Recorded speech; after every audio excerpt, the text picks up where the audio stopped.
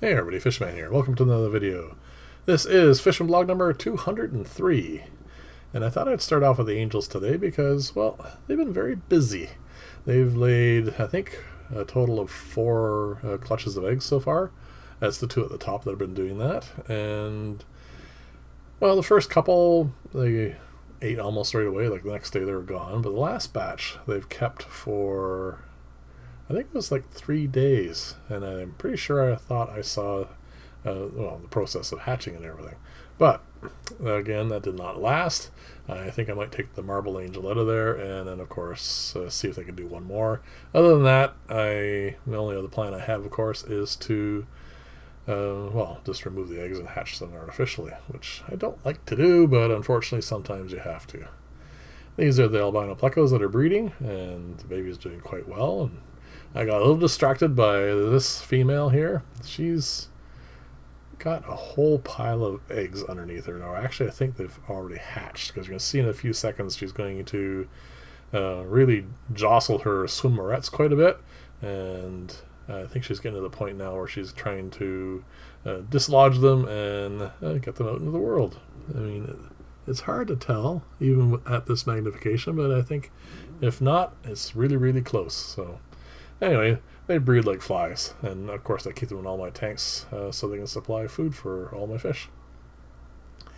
The other thing I've been doing lately is keeping an eye on some of the nicer guppies. That male there in particular, unfortunately he moves all over the place, so it's kind of difficult to get a good shot of him, but he's healthy, he's got good finnage, good color, and I have started setting up small breeding groups of them, not favoring any particular color, just trying to mix it up and make sure I have lots of everything represented.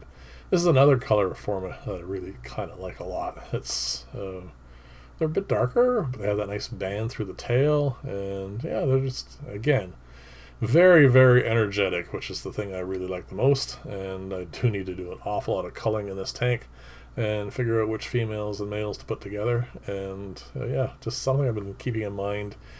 Guppies obviously do their own thing, but I'd like to keep a little bit of an eye on what's going on, just to keep them as strong as possible.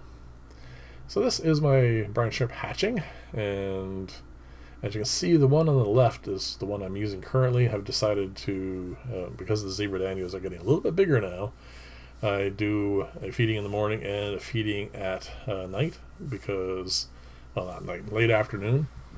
I'm just trying to divide it up and give it a little bit more consistent food.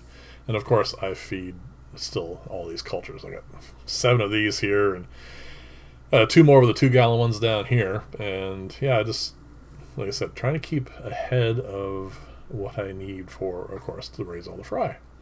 So this is, again, using my camera, or actually this is my wife's camera, by the way. My phone died, just up and stopped, and I had to get a new one.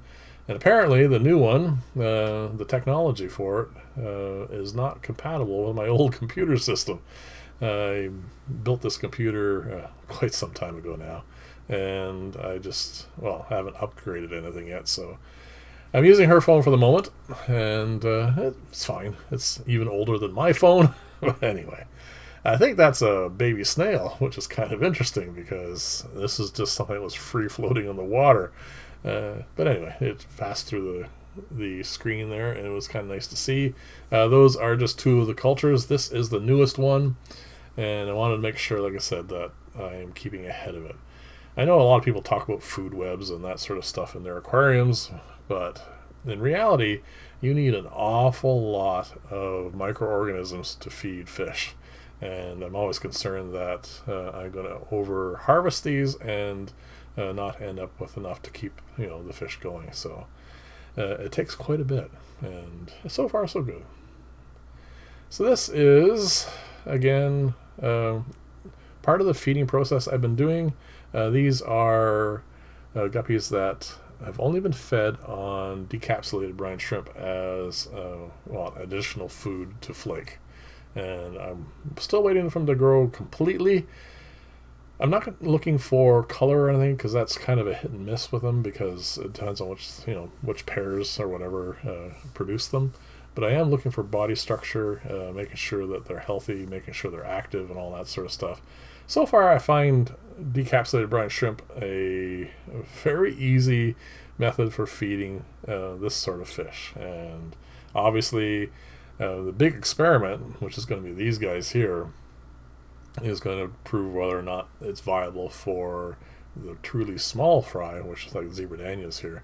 These are the first batch. They're now on the paramecia cultures, and of course now getting 2 times daily feedings of newly hatched brine shrimp, and you can see they're getting quite large now. And what I've been doing to the bin on the right, which you're going to see here in a few seconds, is again twice daily feedings of paramecia, and then they're getting decapsulated brine shrimp. These guys are 2 weeks behind, so at some point in time I am going to do a side-by-side comparison of their sizes when they're a little bit bigger, and we'll see if there's any difference between the two. And actually, more importantly, can I actually raise them with decapsulated brine shrimp? Because one of the problems with it is it just sinks to the bottom, and these guys, as you can see, are topwater fish. So the tub on the left is going to go in here. I'm going to, in a few moments, I'll show you a few that I've added. I'm just going to throw a handful in here to start off with, make sure that the change in water chemistry is not going to be too much for them. And yeah, and then next thing they're going to do is, of course, all those are going to go in here. And then I'm going to start, of course, getting them off of paramecia and onto just brine shrimp and flake food. So that's the next step. So there is one of the random ones that got tossed in here.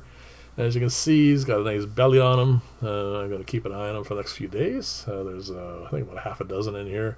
And yeah, just want to make sure that they're going to adjust to the new environment. And of course, I dumped a whole pile of paramecia culture in here as well. Can't really see it because this is a 50-gallon tank compared to that little tub. But yeah, there should be enough food in here for them. And of course, they can forage in the various weeds and stuff as well. This is where the watercress was. It was growing really, really well, by the way. That's not the reason I shut this down. The thing that I should have done to begin with was see if I actually like the taste of watercress, and apparently I don't, so I took this all apart. And anyway, I should probably have done that first. So thanks for watching. Leave comments, let me know what you think about all this, and I'll see you in the next video, and bye for now.